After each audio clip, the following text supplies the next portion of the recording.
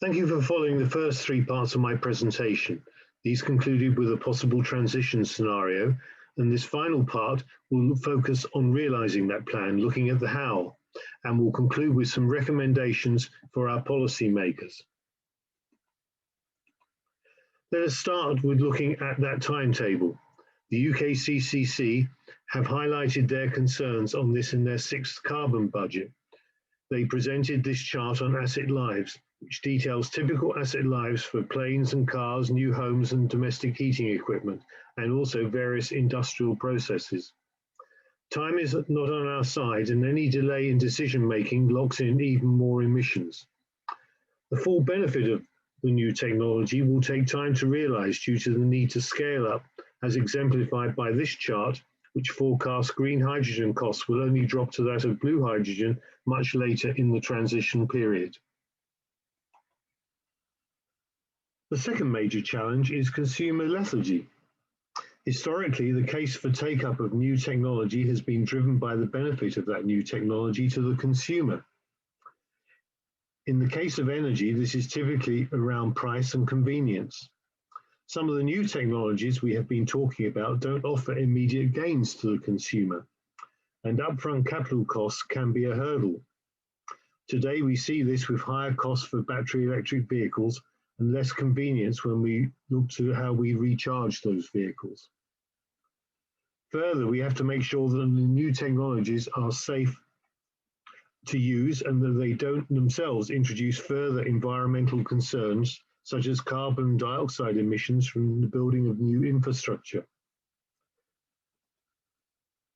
These aspects are often seen as the elephant in the room, and ultimately consumers need reliable information and technical expertise to source the right solution for their needs. Until costs come down through scale-up, many will look for financial support in the form of grants and loans. Environmental and safety concerns will be managed through enhanced collaboration of all stakeholders, and I will come back to these two issues shortly. Two practical challenges for the transition plan will be financing and project management or execution capacity. Here in the UK, the Committee for Climate Change has estimated costs of 2 to 3 trillion to be spent over 25 years to deliver the transition required for building heating. This may or may not be an overestimate, as clearly there are major uncertainties on technology and delivery. Their earlier studies, supported by Imperial College, looked at 4 different scenarios ranging from full hydrogen through 2 hybrid options to full electrification. Interestingly, at this stage, the total estimated cost for each of these scenarios are similar in the running to approximately £80 billion expenditure per year. I have approached their estimates from a different perspective and assessed annual costs for each mid-case scenario against where the costs are incurred. In other words, in terms of energy production costs, energy distribution costs, or consumer-borne costs. This can be helpful because, as we are aware, production costs are typically borne by private enterprises operating under full market conditions, while distribution infrastructure costs are carried by utility companies such as Cadent or National Grid under regulated government terms. Consumer-borne costs provide a more significant challenge requiring government grants or loans. When one looks at the reallocation of the costs, one finds that the hydrogen option with simple replacement of gas boilers offers the lowest exposure to that more challenging area of expenditure borne by the consumer. Without effective support, consumer-borne costs represent the highest risk to the delivery of our transition plan. Project management and sector financing are also critical, and these are a function of the capacity of the implementing organisations. So again here, one needs to look thoroughly at how the plan can be delivered robustly. Production and distribution projects will be carried out by the larger companies with the capacity to deliver them, while consumer projects are managed at the micro level. Expanding briefly on the last slide, let us specifically address the human resources required to deliver new energy systems in consumer properties. This table highlights various technologies which can be applied, ranging from insulation, heat pumps, and even district heating. Again, this is the what. It then identifies design, supply, installation, and cost concerns, which are the how. The table also addresses integration. How will a property be upgraded as a whole? I raise this for I have yet to find an organizational body who will dispassionately assess the range of options on behalf of consumers. Yes, we have building architects, but we don't have a cadre of heat system architects. Suppliers are keen to sell their particular type of equipment, but unfortunately every premise is different and every household's heating requirements are different, be they for a young family, a working couple, or a pensioner living on their own. Some of these challenges were epitomized in the recent discussion on Jeremy Vine's program back in May this year on Radio 2. Looking at this in the round, we need an effective communication plan and incentives to ensure customer buy-in.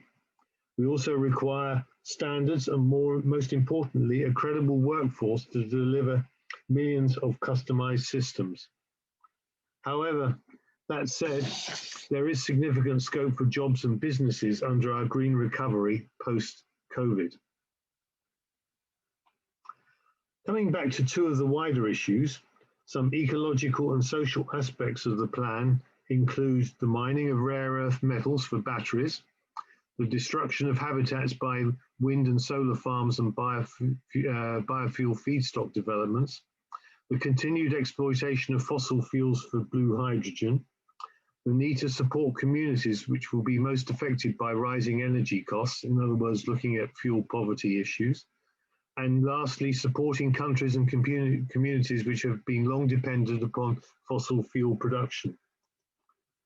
I think many of us now believe that we have enjoyed energy too cheaply, and in the short term at least, energy costs will increase to deliver change. Hopefully longer term though, as scale up of renewable energies play through, we should see a reduction in our energy costs. The carbon footprint, biodiversity and social impact of the plan must also be addressed as part of its development. Ultimately, we need effective international cooperation and standards to deliver this. I've mentioned collaboration a few times now, and thankfully we can already see significant evidence that this is happening. I like this slide presented by a US Department of Energy representative at a recent hydrogen safety conference. The right-hand graphic represents a vision for hydrogen at scale, embracing both electrons and hydrogen. It is this type of collaboration and thinking which will enable us to deliver a viable transition plan. International collaboration on new technologies is absolutely essential, as is collaboration between technologies. Before I finish though, I would like to see how we can best communicate a plan, especially one which is as uncertain as it is now. To do this, I thought about this representation of our energy world.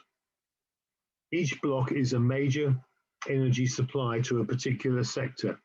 Here I have included 8 major energy consuming sectors ranging from power through to agriculture. We can now generate a game where fossil fuels and renewable nuclear energy compete for each block by firing arrows from their respective armories. These represent the competing technologies targeting different sectors. Here we can visualize our starting point, with mainly fossil fuel vectors occupying most of the blocks in each sector. The power sector has been the first to be hit by renewables and nuclear. And as we can see, most other sectors are still very reliant on oil, with building heating supported by gas. In the past, coal had been one of the strongest vectors, and though there are a few residual coal blocks, change has already happened to reduce our dependency on coal. The power sector is unique and it goes on to support some other sectors. However, the net effect of today's model is an excessive level of emissions. This could be a possible model for the future, where we see renewables and flexible fuel vectors having much more potency, consuming blocks of energy in each sector. We can see the gold standard technologies delivering more power as power replaces more energy blocks in other sectors. We see biofuels and hydrogen or ammonia produced from renewables, the silver standard technologies. And then we see blue hydrogen from fossil fuels with our bronze standard. We see energy improvements in some sectors as some blocks fall away completely, though we also see some energy growth in a few areas as ultimately fuel costs drop, increasing demand. Some of the factors influencing this change are listed here. They include technical innovation, levels of efficiency improvements, the cost of fuel, the cost of the fuel transition, customer acceptance, capacity to deliver, and of course, policy and regulation. I don't have the skills to animate this, but it could be run as a game to represent the uncertainty as we model various scenarios against a given set of input parameters on energy and scale-up costs.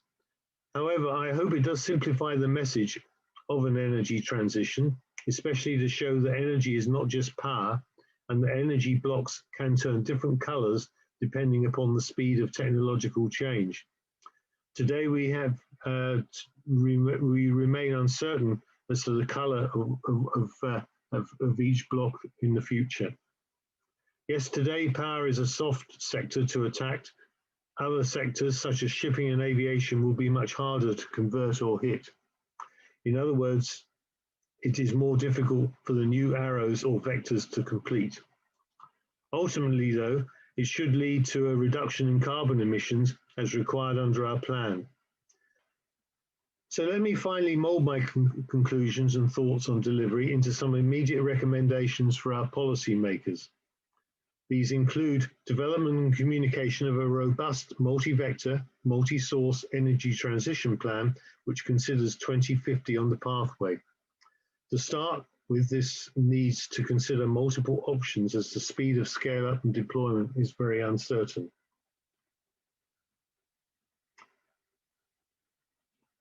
We need to stimulate insulation and other efficiency measures under a green recovery.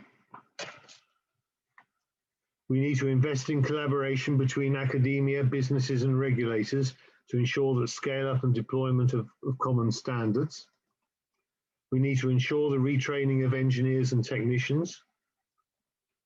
We need to extend excise duty to all fossil fuel usage without CO2 recovery, and that needs to include aviation. We should be using COP26 later this year to set first steps for our plan globally. And we need to support growth in developing country markets with low-cost electrification. Many of these thoughts are already in the ether, and as outlined in the Committee for Climate Change Balanced Pathway included in their 6th carbon budget, shown here. The IEA has also opined in their very recent report on their pathway to net zero. Personally, though, I would clarify that IEA message by stating that we first need to plough multiple paths to get us on a road that as we can't keep all our eggs in one basket. Thank you for your attention, and I hope the presentations have provided some food for thought and clarity on our energy transition scenarios, as I am passionate that we do deliver on our net zero promises. Please forward the link to this series to any other friends or colleagues who you think may be interested. And please contact me as shown here if you have any further questions or comments. Thank you.